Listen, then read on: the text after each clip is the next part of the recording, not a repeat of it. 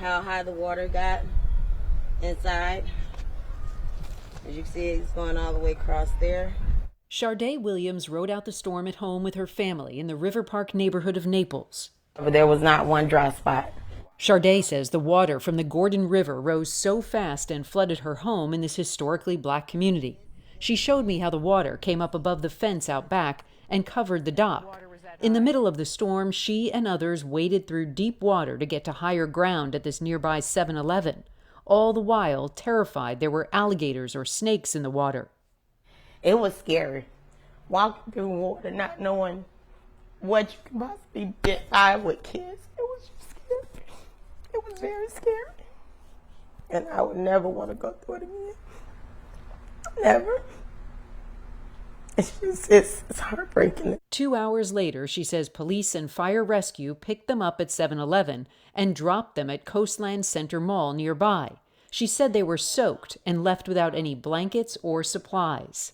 I would think they would have brought some type of blankets or something, being that we all just walked through water. Wind was blowing like crazy. There's kids and stuff. Do you feel like this community was sort of forgotten during the storm? I do.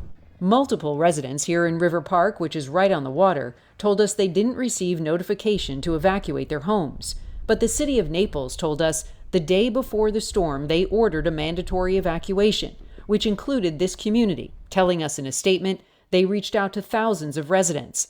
The notice was sent via email, code red, press release to all media outlets and neighborhoods, fire rescue app, and social media. The city says first responders did not go door to door in any neighborhood in the city of Naples.